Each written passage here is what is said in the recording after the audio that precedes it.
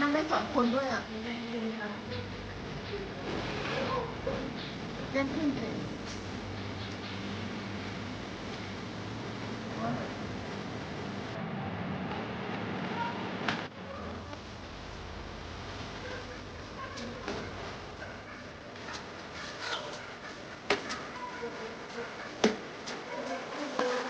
วันนี้เราลงท้ายอย่างนั้นค่ะ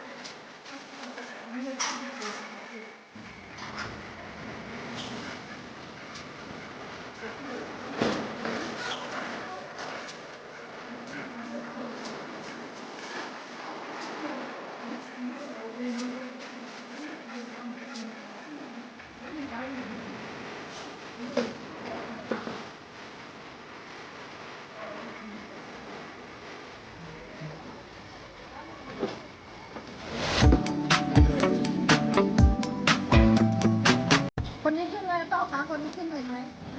เต็มถามลูกคนเดียวค่ะอะไรนะเอาเข้ามาเลยนะคะเป็นจอดตรงนี้เลยค่ะอะไรไม่เดี๋ยวดู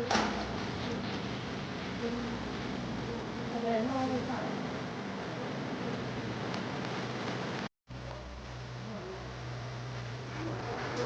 อยากเห็นไหมลูกอยากเห็นแล้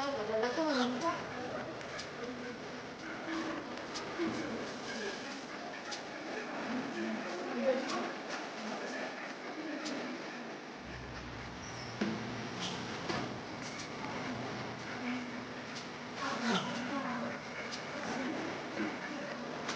โรงงานประตู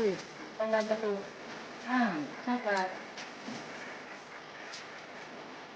เดี๋ยวเข้าไปดันเข้าไปเลย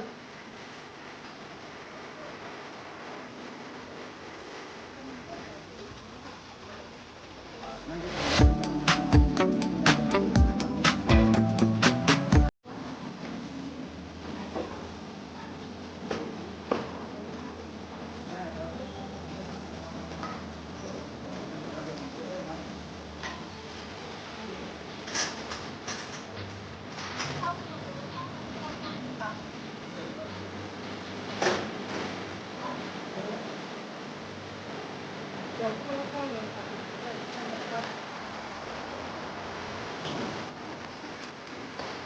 ดันไปเลยค่ะ